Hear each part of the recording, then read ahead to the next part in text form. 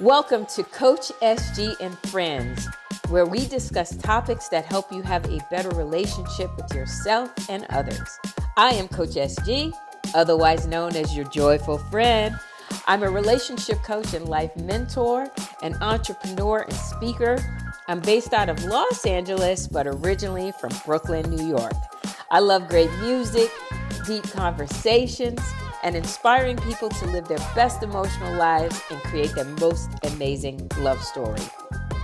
Let me introduce you to my two friends, Janessa Rose and Lisa Miranda. Janessa is the CEO of Motivational Monsters, a nonprofit that helps people activate mental health and emotional well-being through creative arts. She is the author of How to Stop Being an Effing Bum. BUM stands for Broken Urban Mentality. She's been dubbed the Tony Robbins / Cardi B of motivational speakers, and she calls herself the Galactic Goddess. Lisa Miranda is an actor and creative director. She's also dabbling in producing. She is based in Miami, New York, and Paris.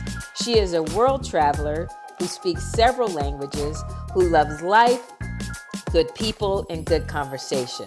So we want to welcome you to our podcast. Let's get started. All right, welcome back, ladies. Welcome back.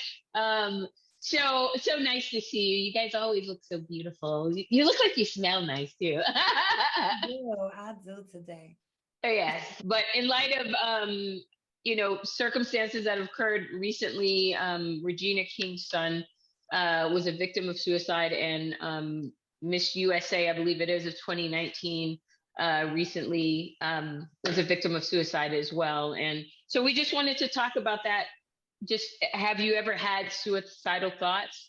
And just kind of open a discussion. I don't know. I'll ask you guys, have you ever had any kind of suicidal thoughts, and a story maybe that you want to share? I definitely have in the past. I've battled with thoughts of suicide and depression for a long time, probably since I was about 10.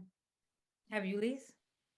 Yes, I have dealt with suicidal thoughts at different times of my life. And I noticed something similar in all the situations, that I was feeling very powerless, that I wasn't in control of my life, that I would feel stuck, that I would feel just like there's no way out, and I don't want to do this anymore. That's it. I'm just tired. I'm tired. I don't feel like I have the bandwidth to look for the solutions, to talk about it. And I think it's a really dangerous place to be in, alone, if you don't have someone to speak to, or a community to be a part of, or just to kind of ground yourself back into the beauty of the things that are, that are working in your favor in your life at that moment. And I have had it, but it was a while ago when I was a lot younger, and it was in a relationship that I had. And, feeling like you mentioned, Lisa, just feeling really powerless in that situation, and feeling like I can't get through it. But I think mine was more ego based in some way. Like, it wasn't that I really wanted to die. It was that I wanted them to feel the pain that I was feeling. So if I wasn't around, or if they, I wanted them to feel guilty for the shit that they were doing to me. So if I took some pills, I did some shit like that, where I wasn't really trying to kill myself, but I was trying to, maim myself to some degree so they could feel really bad. So I just really want to talk about this, to if there's anybody out there that's feeling like they're having suicidal thoughts, that we can have a discussion where we can offer some tips that kind of help them move through that. Yeah. Go ahead, Janice. No. It's so suicide and depression, in my opinion, in my experience, it comes hand in hand. They're like best friends at the party. You know what I mean? Like, one don't roll without the other. And if one of Mm, them is at the party, the other one is sure to show up eventually. You know what I mean? And mm-hmm. I love what you said about feeling like, oh, I want to hurt somebody else, because for me, that was the logic that I had as a kid. See, for me, depression, sadness, and powerlessness and desires of suicide happened when I was young. They started young. And if I can recall, it was because it was my parents that I would watch them, the way they talked to each other, the way they treated each other, the way they treated us. And I would really, it would hurt me so deeply, so deeply. And I remember so vividly thinking, I want to hurt myself to show them what their treatment to each other was doing to me. I really felt like that as a kid. And that was the first thing that that like justified that thought, that I was like, that makes sense. And I mean, you're 10 years old, you really don't know what's going on, who's what.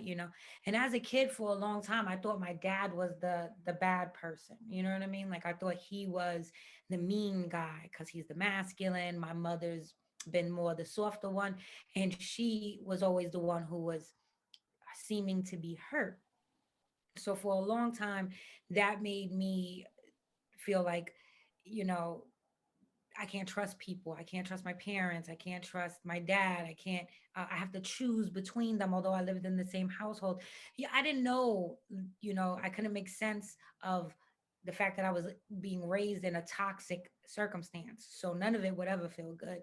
But that was the main thing that I thought at first was I want to show them what they're doing to me physically. Like I'm feeling these pains, but I don't see any physical wounds on me or even on them. It was just this. I didn't even understand energy. So for me, it was manifesting, and I want them to find me hurt, and I also, because I was a very dramatic person. I also wanted to leave them I was a writer. I used to like to, I'm still a writer, but I was a writer. I would write a lot. I wanted to leave them notes explaining, to teach them this lesson. Like I had this idea in my mind, like, you're hurting me. What your words are saying to each other, the way you're treating each other in front of me, it's hurting me so deeply. This is the result of the things you're not even mindful enough to take into consideration. Like I felt that deeply, and I would have these visions of me killing myself or hurting myself and them finding me, and having this note and being like guilt tripped for the rest of their lives. And I'd be like the sacrificial thing that made them love each other again. Fucking crazy. but Yeah. but this is how it started. But it didn't stop there. It continued as I grew. For me, it was kind of the opposite. I think wanting to stay alive has been because of I felt like a responsibility to certain people. I was like, ah, my godson, or oh, this other person. And it would just be like, oh, but I'm so tired. And I think a lot of times, any kind of mental things that we haven't developed the tools to take care of yet, to kind of regulate ourselves, that could be triggered by the pressures of society, achievements, trying to handle anything else that we continue to have to go through, and sometimes a really toxic society. So I think for me, yeah, really, I guess leaning on the fact that I had to be there for some people really helped me stay available and healthy, for me. But I noticed that as I got more tired, that list of people would get shorter. So I think that's when leaning into taking care of me, from way before, not waiting, not letting things get bad, but regularly stopping, giving myself acknowledgement and love. Like the other day, I did an audition, and I had done several auditions. I mean, like I've auditioned like several times every week this year. And I was saying to my coach, I was like I had like, what am, it's a lot. Like, I'm kind of for nothing, blah, blah, blah. And just feeling defeat. And, defeat is is a good indication that you're going down, if you're starting to feel like, oh, what is this all for? And when she said something to me that was really important, she told me to celebrate myself for every audition. It's not if I get the job or not, it's doing the work. Stop, celebrate myself. And today I did an audition, and first one since that call. And then I was about to jump into something else. And I was like, wait, hold on. I'm celebrating myself. I have to do something for myself. You know, I turned up my music so loud, some elderly man came, a neighbor came to knock on the door, because they do that in Europe. I know we don't do that in America, but they do that in Europe.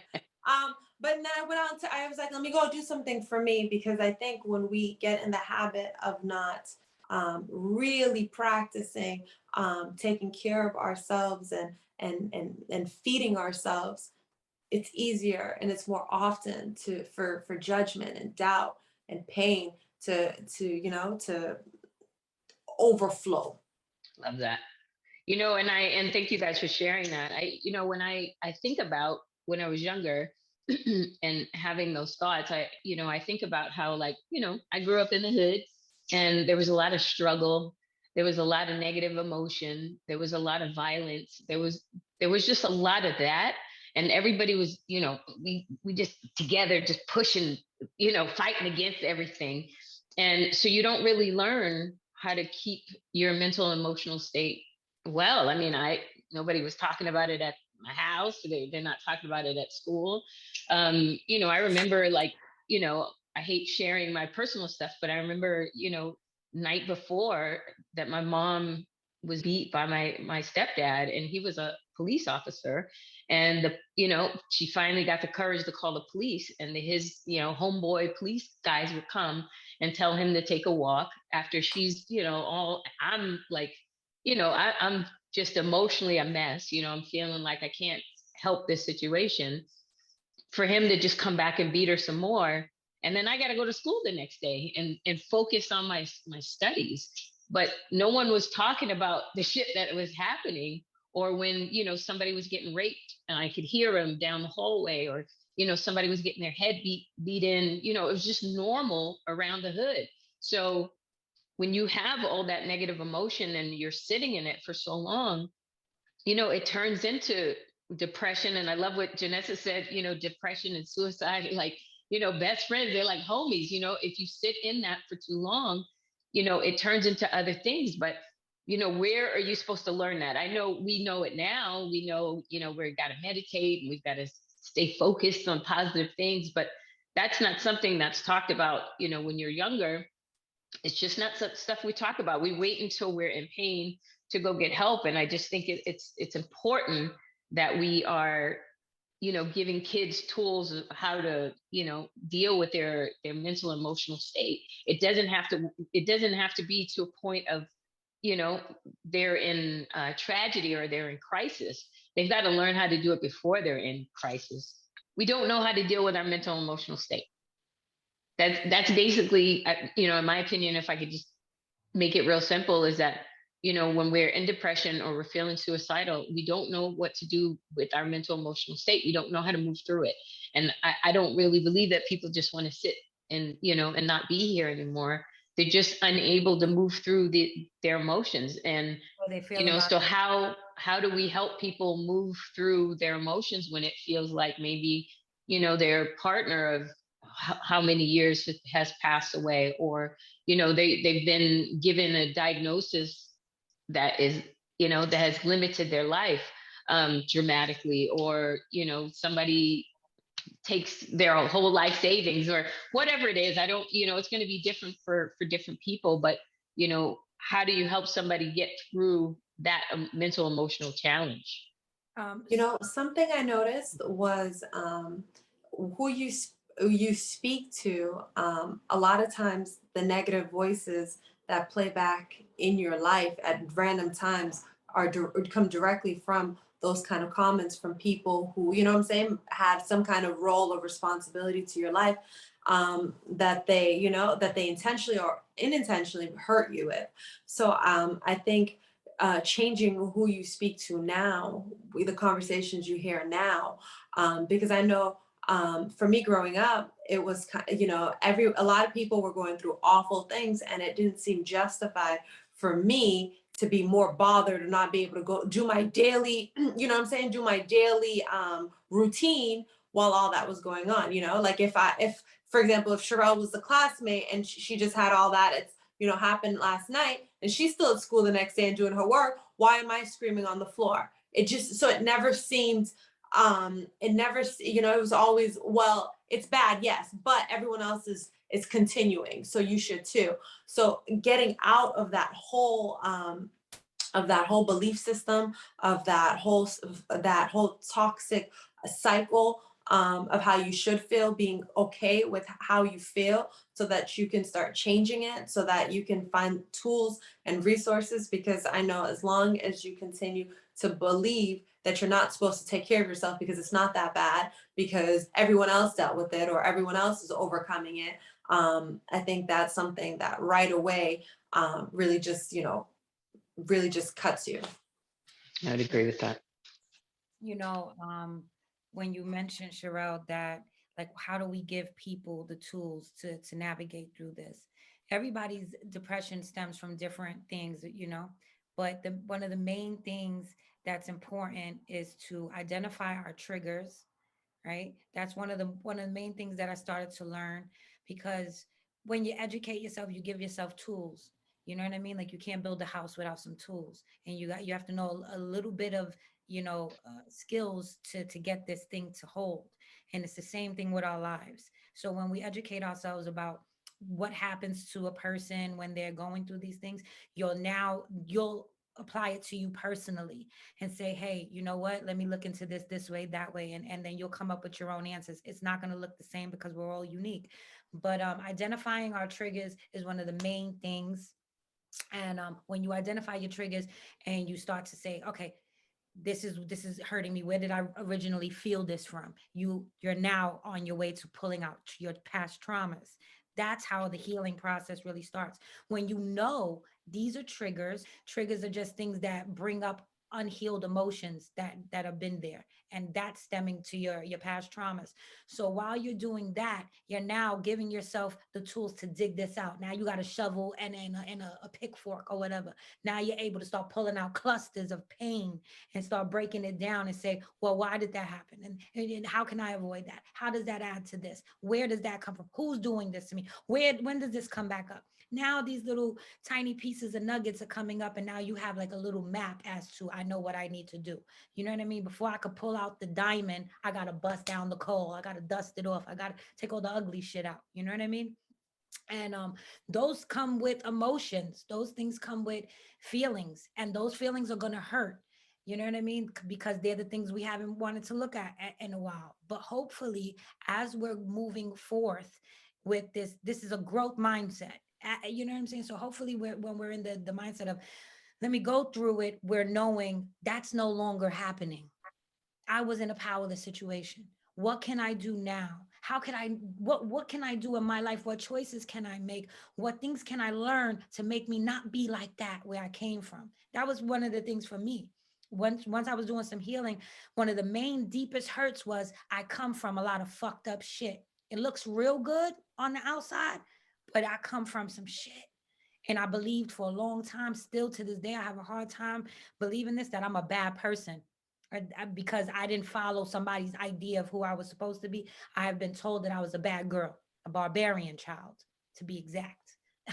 And who the fuck wants to Mhm. be called that? You know what I mean? Like, so I had to do all this digging. And when I started to dig, I started to see all of this. And then I said, okay, this is how I don't become this person. This is how I protect this about me. This is so little avenues started to happen. You know what I mean? For me toward that. However, when you don't know all the areas of what comes with, like, depression has symptoms. One of the symptoms is numbing out.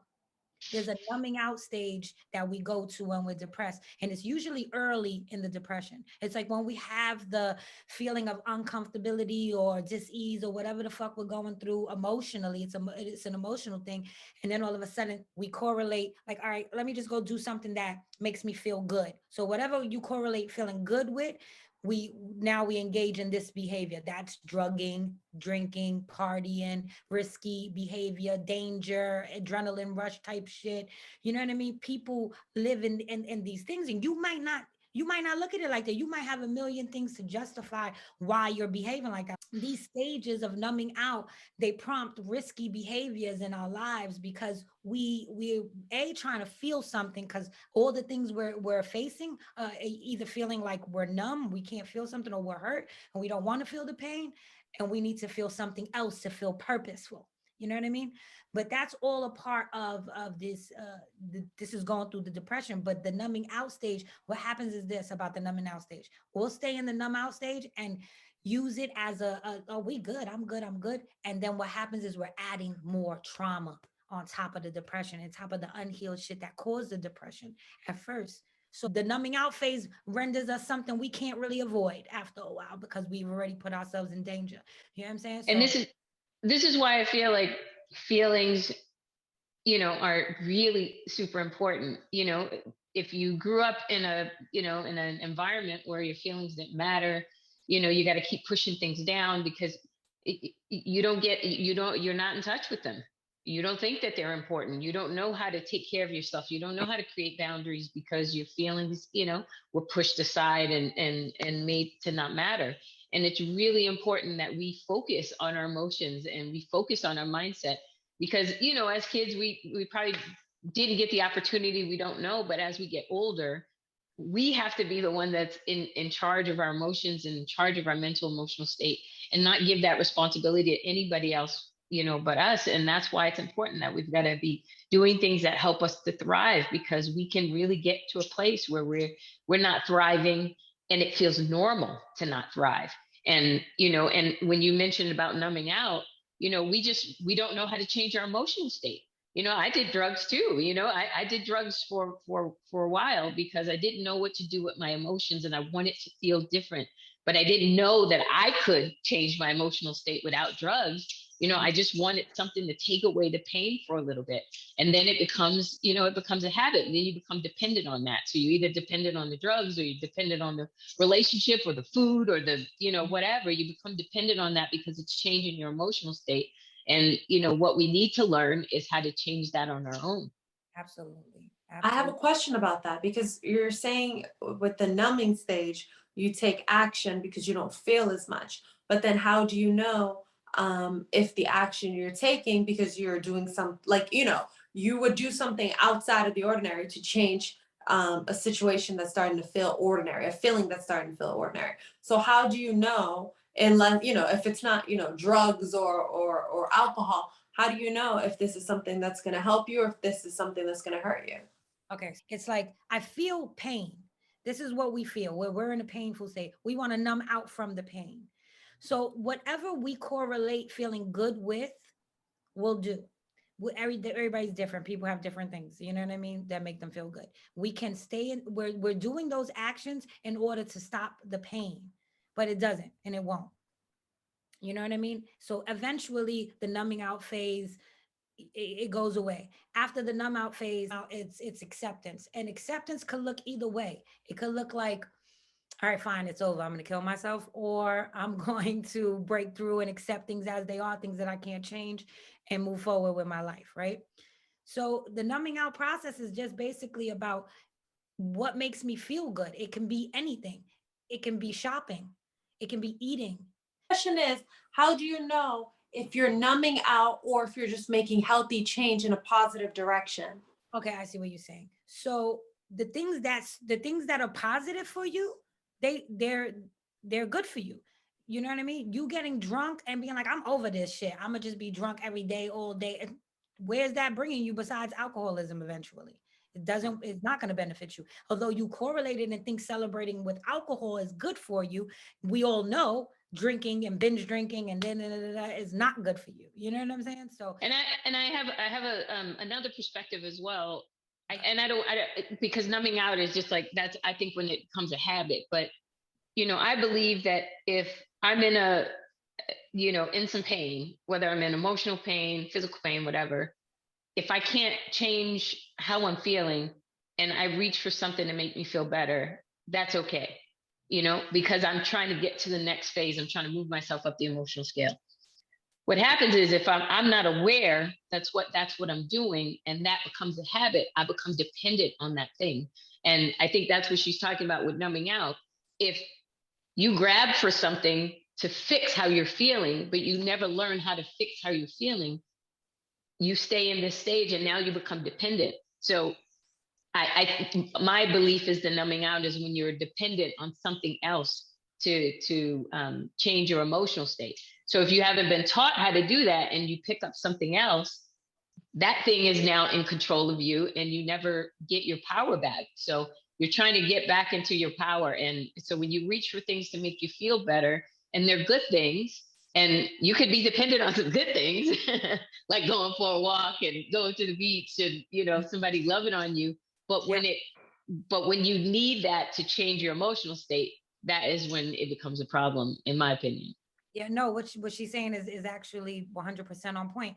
That's why I was saying prior when I first started on the numbing out, I told you it's necessary. It's a necessary part because we have to look for things to shift our attention and distract us from the pain, but not really distract us from the pain so much. We're gonna go through it. It's just a part of being depressed. It's either you sit and be wallowed out all day, every day, or you start engaging in shit. But just like Sherelle said, once you become dependent on it, that's just a toxic, point of what you're doing. But it's a necessary part of this healing process.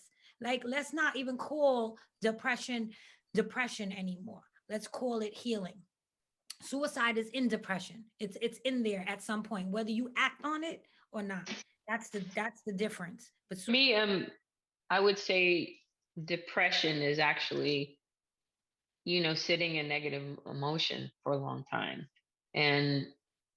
And I think that's at least for me, you guys, you can tell me your experience, but I think when I'm sitting in negative emotion for a long time and I don't know how to get out of it, and I think I'm powerless over my emotions, I don't see a way out. I feel powerless. And I feel like, unless the situation changed, unless, my past changed, all these things change, I can't get better. But and this is why I think we do the podcast, is teaching people how to move up the emotional scale, how to recognize how they're feeling, how to make sure that they're actually feeling their feelings so they can be aware of how they need to transform it. Because if you're not doing that and you're sitting in negative emotion for a long amount of time, and it leads to depression, and it could lead to suicidal thoughts and possibly suicide, that, this is the thing that we've got to learn how to do. We've got to learn how to get ourselves up the emotional scale. I agree. It's a lot. It's a lot. Depression and suicide. And it's sad to hear about those who really go forth with it, you know? I've been in the space of like, I don't want to live. I don't care. And like, people will be like, but so many people love you and this and this. And they'll give me a whole bunch of real reasons why I should be present in this world. And I'm just like, like, no, man, people aren't, worthy. People aren't good to each other. You know what I mean? Like, I really been in that space and feeling So it. then I have a question. I have a question for both of you. When you look back at your suicidal thoughts in the past, now you're looking at it with different optics now. If you were to go back, what do you think you wish you knew at that time to change how you were feeling? That I could leave, that I don't have. I always think of suicide is when you're straight out of options. Like that's how it processes my head. It's like this is really this cannot, life can't go forward, right? So have I exhausted every opportunity to live outside of whatever problem is currently, occupying me, and I can never get to a yes because I can leave. I can't, you know, there's, you know what I'm saying? Like there's something that I could do more, even if it's just quit all of life. You know what? I'm just gonna go live someplace with a new identity. You know what I'm saying? Like I feel like for me, depression has always felt like you don't have any more options, and but you can't see your options. Like think once, if we can open the scope of our options a little bit in those difficult moments, then we realize we have another option. You know what? This not talking is not working. I have to fucking talk. Or this being in this room with this person or in this house or in this community or in this culture, it's not working for me. Leave, you know? This job, this attention, this whatever it is, because I know also in a lot of communities, mental health isn't viewed as something that you need, something that's important. It's something like, ugh. I had a friend here last week who was telling me he's in therapy and his best friend just found out that day and was just like, well, why wouldn't you tell me? He's like, because you know what I'm saying, you wouldn't respect me. And I felt good that this person could be in my home and tell me about this and know that it was obviously like not a big deal. Like, that's great. I'm glad you're doing it. But it was so sad that I was like, I forget how normal it still is to not to, you know, for looking for help being a bad thing and being a weakness, being something, well, you're better off just killing yourself than letting everyone know that you can't get it together. You're crazy. Yeah, there is this stigma about mental health, and it's just, we treat it after it's bad, and the thing is that we have to learn how to take care of ourselves. And I just think that it's so, like, it's so clinical, and it doesn't have to be so clinical. It's just like anything, if our thoughts and emotions are not helping us to thrive, that we've got to figure out a way to get through them. And I think there's two ways: we feel powerless, and then we don't feel like we have value.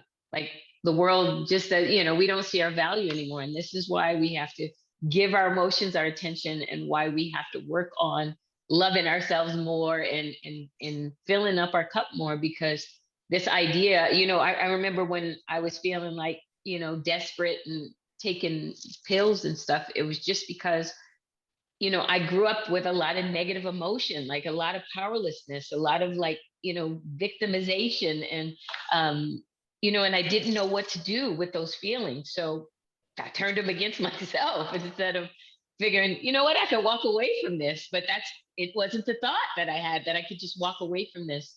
I just wanted them to change so I could feel better. And so killing myself was an option. And it's just, I don't know. It's deep when we look at it. It is deep. It's deep. It's deep because when you talk about it and you think about the logic behind that, right? And you think about the circumstances and how many times that was a thing for you, like, yo, I'll just end it then. It makes you be like, yo, what is that? But more, nonetheless, the main thing for me was knowing that this was a healing process, understanding that the pain that we go through in life is a necessary part. Remember when I was doing the tarot reading for us, and when I remember, the dark night of the soul is the death card. You must die. One must die and be reborn. And it doesn't mean physical, it's the spiritual. The problem is we believe that we're only physical in this world. So we're trying to only approach our problems in that aspect.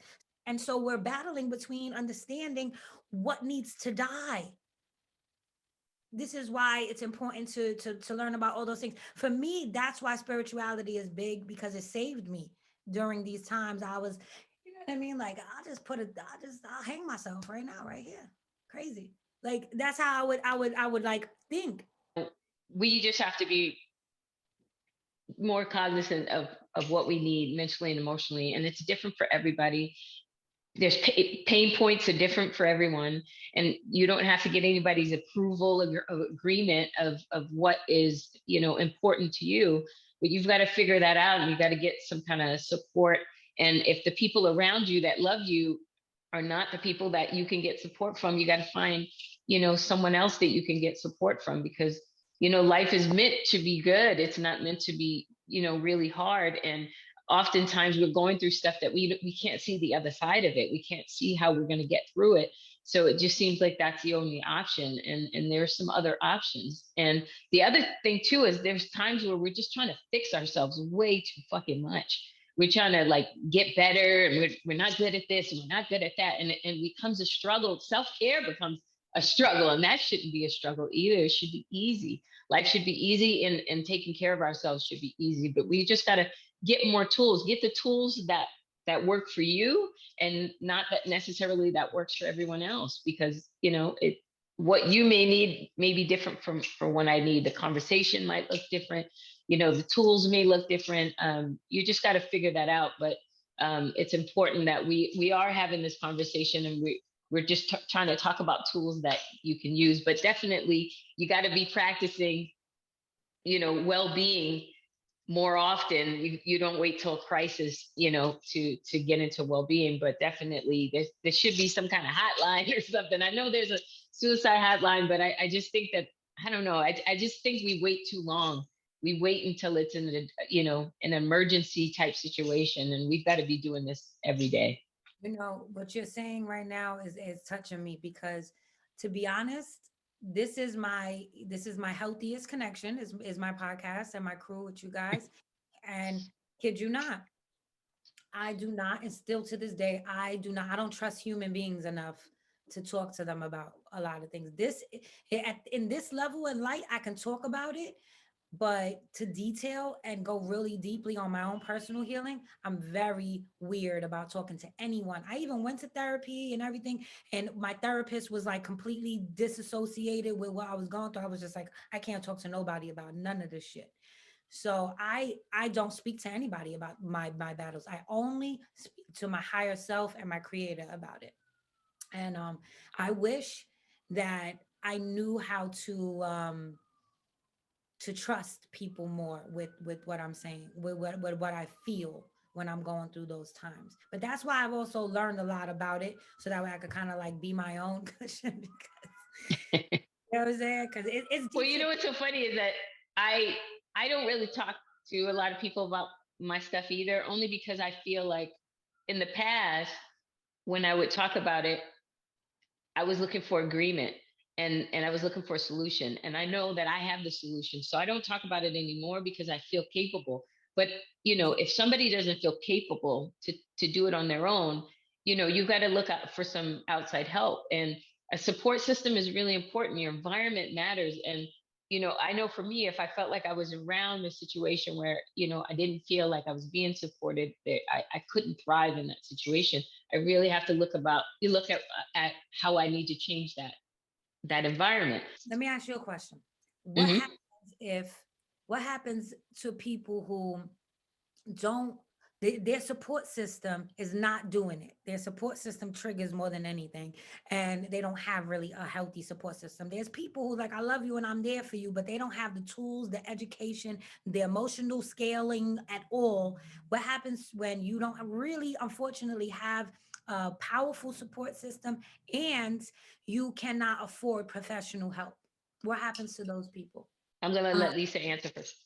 Sure. So I think you have to start with how you're living day to day, the kind of conversations you're listening to, what you're watching. I know, like, some of the people who love me the most, I couldn't tell them this stuff, or they've protected people who've done awful things. They're not equipped to handle, some of the scars and traumas from my childhood that they've been involved in one way or another. So changing the conversation with the people that I talk to, first of all, and then changing the things that I listen to.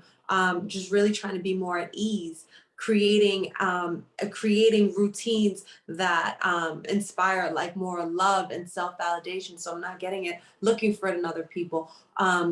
Connecting with people who I really do believe understand or are good, genuinely good people, but like just believing, okay, like I'm gonna find the right person, the right circumstance. So books. I there's like a book on how to relax, how to breathe. It's a whole set. Teach Nhat Han. I saved my life over and over and over. A little something that fits into your pocket.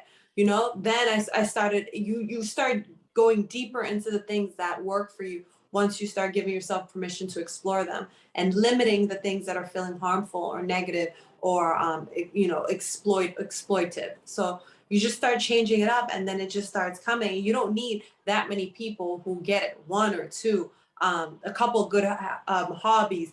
Like sometimes if I feel like my energy's dropping, I'll play bedtime stories. That's just like, oh, this is so relaxing. You know what I'm saying? Just things that change how you feel, and then and then you get a little stronger and a little stronger, and you're able to switch things inside you a little faster.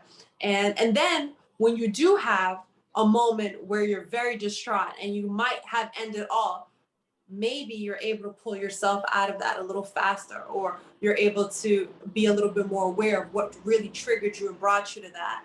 It all ends up, you end up being more present for what's going on in your life. Yeah. I love that. And I'll answer as well. I think whenever we feel like there's no other option, that's when we're in, powerlessness. And there are always options. There are always other options. So if, somebody's feeling like they don't have the support system and they financially can't get, therapy or coaching, then there are still other things that you can do to minimize the amount of impact. So if I'm around a bunch of people that, I'm changing and I'm growing and they're still attached to my old self, yeah, they're not going to be the people because I'm changing, I'm growing, I need something different. So what I have to do is know that they're not the people that I can go to for this. I've got to find other people that I can go to for this. And there's other ways that you can do that. But if you're not aware of that, like, oh, okay, I'm changing and this is no longer an energetic match to me. Now I've got to change my vibration and make sure that I'm attracting other people that are in my life. And then when they show up, appreciate them, communicate with them, collaborate with them, because those are the people that are matching your new self, not your old self. Like there are certain people, like if I'm going through stuff, I'm not calling them for advice. I'm not calling them for, because I know, and it doesn't mean I love them less or anything. I just know that we're just not on the same energetic plane. So they're not my support system for that. They may be my support system for other stuff. If I need a ride, if I need tips on some other stuff, but not for some heavy things that I'm going through. So you just got to know who you're matching up with. And I think this idea that we can't afford stuff is, it's just lack thinking. Because as I drove from LA to Florida, I realized there's a lot of places you can live a lot cheaper than New York and California and whatever. So, affordability is in our mind. It's really about what we want, the conveniences that we want. But there are a lot of places that you can live that's a lot cheaper. I remember seeing some, I don't know if it was like a TikTok thing or whatever, where this person moved to Mexico, this Black girl, she moved to Mexico and she's got this beautiful home and she's living great. And she was talking about all the tips about living there and how it was cheap, and she can, but somebody may not want to do that, but you can move somewhere else that's cheaper to live. You don't have to live where it's really expensive. So it's really about being creative. It's tapping into that creative energy and figuring, but if I could do it, how could I do it? Not in like, but I don't have it, I don't have it, I don't have it. Because the more I stay in what I don't have, the more I get more of what I don't have. Yeah, I get that. Trust me. For me personally, like that's why I've become so resourceful, because I started to realize I didn't come from any of that. So I changed my whole environment, friends, everything, lovers. I mean, everything changed except me moving.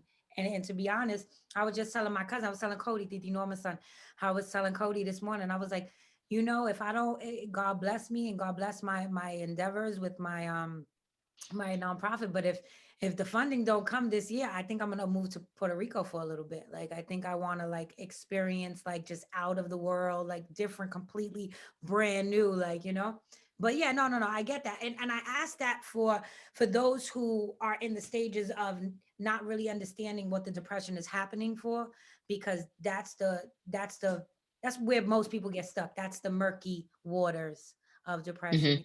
Mm-hmm. Mm-hmm. Sometimes we say this is the only way it can happen, but if we don't get creative about other ways it can happen, you're never going to see those other ways. I'm personally in love with life right now. I have gone through several dark nights of the soul. The first one was when I was maybe 20 something. Mm-hmm. Um, you know what I mean? Where I understood it, that like it was something different. And that was when like my adult depression shit started coming in. But I've been kicking depression's ass for a while. I'm a super survivor of that shit. and I pushed through it like a G.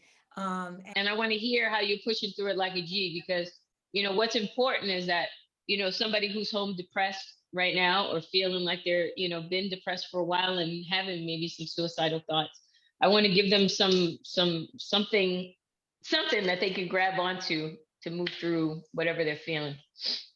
Okay, so once you realize that depression is really just a resistance of healing, that's what it is. Depression is really resisting healing processes on an eternal level. So once you are getting in your down stages, once you're feeling like, listen, this is heavy, life is hard, you got to really just say, I got to go into healing phase. Healing phase is going to give you, the ability to be a little kinder to yourself, to give yourself the permission to process the way you're feeling, go through it. It's okay if sometimes you're not going to want to do anything except just focusing on the bad feelings, because you need to look at them in order to like compartmentalize them. I've never say that word right. Compartmentalize, yes. Never say it right. I need to say it like in four different ways. But yeah. So I would say to you, embrace the healing process.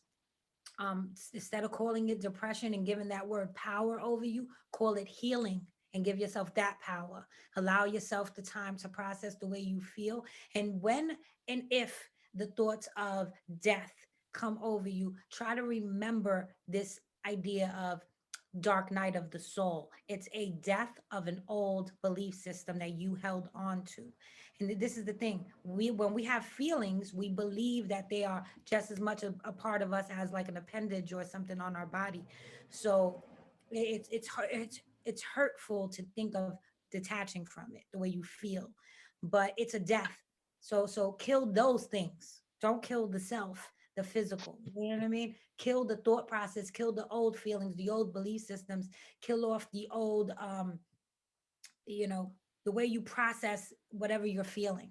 You might have to reapproach these old feelings in new ways, and you allow yourself to do that, and don't be hard on yourself. It's something, it's a part of life. It's just the contrast of the light is the dark. So bust through it. That's how I got through mines. That's how I get through depression like a G. I go through it and say, oh, you know what? I feel like shit. There's a lot of ugly things that I got to look at, and I got to embrace them. And then some of them are really scary. Some of them are really scary for me. And I'm not done busting through all my hurts. But that's what I do. I allow myself to feel the process of, everything. And then I face it like a G. And if that shit don't kill me, I got life in me, and then I'm a G, and I can handle this shit, and that's Right, how right. I go through it. Go ahead, Lisa. Okay, so I just thought of a couple of resources that were really fantastic for me. There was a Dale Carnegie, the author of How to Make Friends and Influence People. He had this book called How to Stop Worrying and Start Living. And this book, oh, in my 20s, oh my God, it was one of those things that really transformed my life. There was like this one story in there that was really powerful about like a businessman whose business has started to fail, and so did his body. His health went down, his business got shut down, he lost everything, and the doctors were like, he's gonna die, and he was done. And he was just like, all right, well, since I'm about to die, I've always wanted to go on like a ship, a cruise ship or something like that. And they were like, you're dying, like you may have days or a few weeks max. So he had his coffin put on the ship because he was supposed to die, and he was going to do this tour around, I don't know, maybe it was a month or two, something like that. But they expected he would die because all his organs had started to fail. And he went on this cruise ship, and when the ship came back around, he was healthy because he had been able to let go. He was like, I'm dying, so I better start enjoying my life and just being more carefree because it's over. He was able to start letting himself heal again. Wow. And I never forgot that story. But reading about worry and understanding, I think they say in the Bible, it says it's the most said phrase not to worry. It's over 400 times. Yeah. And like I had said, Thich Nhat Hanh's books, how to walk, how to see, how to breathe, how to relax, all these. I don't know if there's one how to relax, but these are all how to relax. Stop running. All it talks, stop running, breathe, be easy, just be present. So books were really useful for me when I didn't have the language to describe what I was feeling, or the people necessarily to talk to. So hearing about how other people overcame these things have helped me tremendously. And just for anyone out there dealing with any kind of sadness or any kind of a low emotion, just know that you can transform it, that you are valid, you are worthy, and you just keep going, and better days are ahead. Yeah. Love it. And I would add to that, your feelings matter. Your pain is real. Don't let anybody tell you that your pain is not real. And it's your responsibility to nurture yourself at this time. So if you're in some kind of pain, it means it needs your attention, it needs your nurturing, it needs your transformation. And we don't want to sit in pain because it feels really bad. But you've got to believe that you can get to the other side of it, and you can transform it if you give it your attention. And like this last, I don't know, 4 weeks, I've had this pain in my shoulder, and it's like really hurting me and whatever, but it's getting my attention. So it's important that I just take care of it, not blame who did it, when it happened, or anything like that, but really just give it my attention so that I get better. So whatever you're going through right now, it may feel like there's no end in sight, but it is. And you'll get to the other side of it.